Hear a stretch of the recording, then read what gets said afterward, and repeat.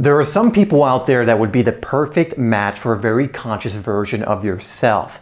And this match would not only be beneficial for you and that other person, but a planet as a whole. It's what we'd call a conscious relationship. And so in this video, I'm going to be going over some signs that this is starting to be brought forth to you. That's coming up next.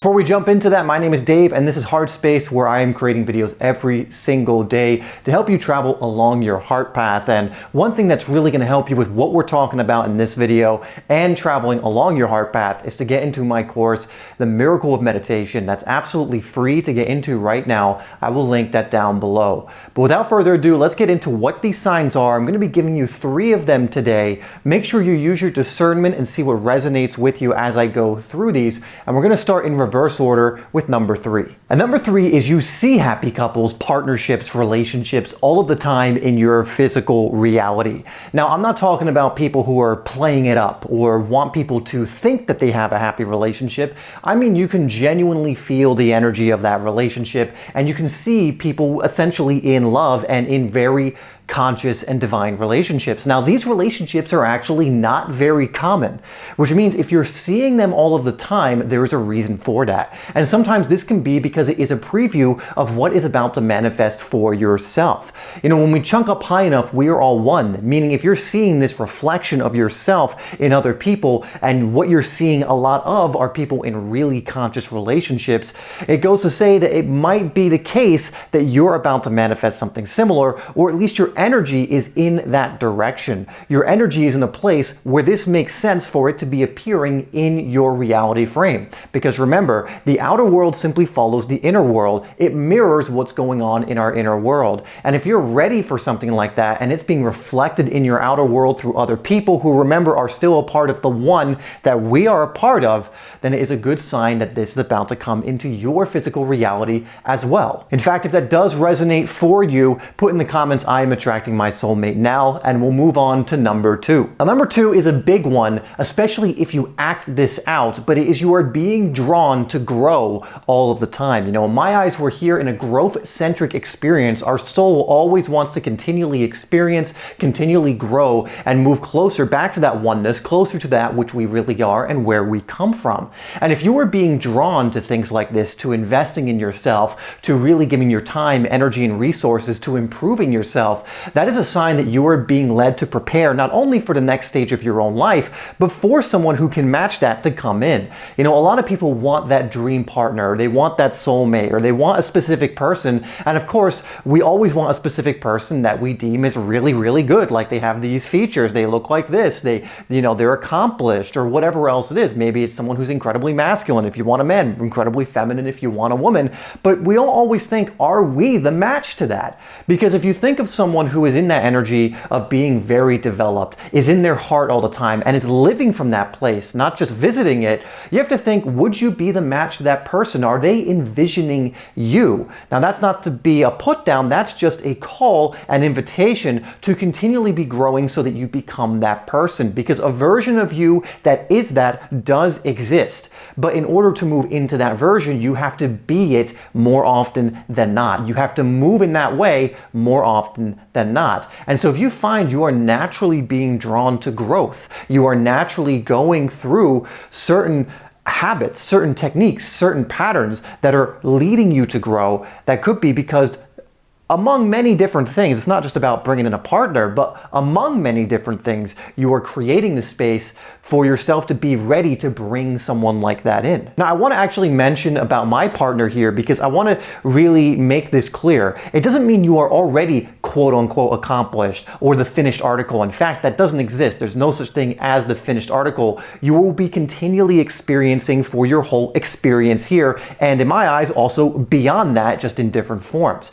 When I met my partner and was the person that could actually bring in my partner, who was a very well-developed person, I wasn't necessarily the most developed at that point, but my willingness and openness and action taking to become that created the space for them to come in, because I was so committed to my growth and still am, so committed to becoming better, so committed to improving, because I was just naturally drawn to that. Just because the physical hadn't caught up at that time didn't mean I wasn't energetically inviting that in because I was, through my actions, through my thought patterns, through my beliefs, and through what I was actually being on a consistent basis. The physical stuff ended up catching up as a byproduct in the end. But again, don't think like, oh, I don't have this, I don't have that. It is if you are in the process of that really opens yourself up to this, right? And again, do that because you want to improve your own life. If you're doing this from a neediness place, like I want to, I'm doing this for the partner, which we're going to get into in a second, then it's not really going to work. You'll get frustrated. It won't be a good enough reason. You'll probably,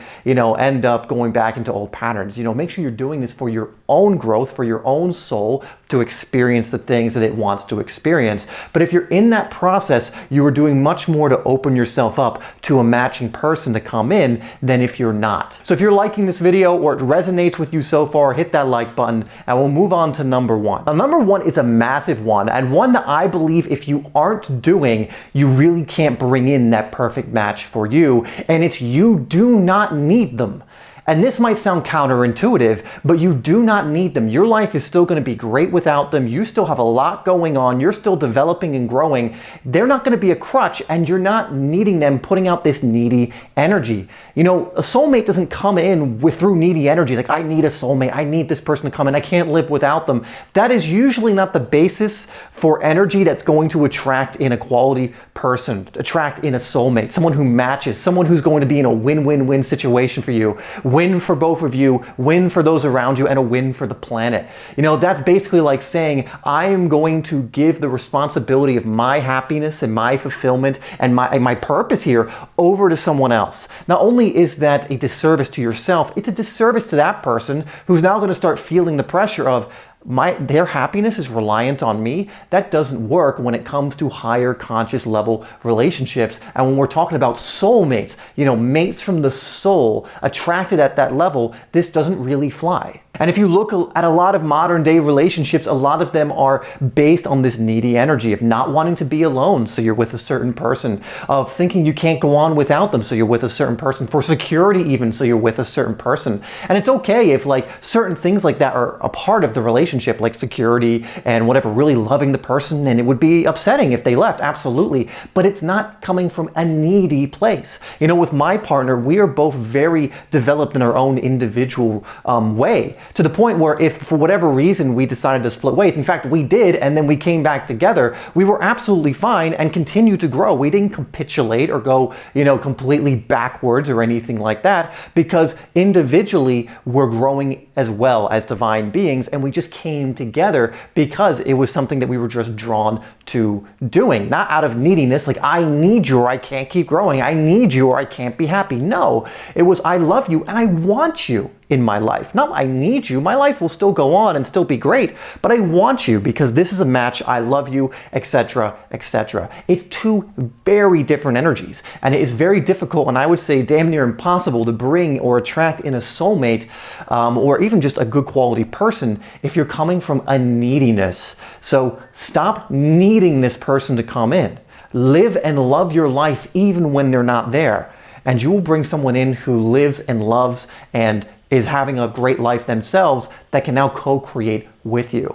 Now, some of you may or may not know if someone is your soulmate or if you're even ready for a soulmate. So what I recommend you doing is watching this video next to actually give you 3 signs you're not meant to be with someone. And a lot more people fall into this than you think. So I'd go watch that next and find out what those 3 signs are.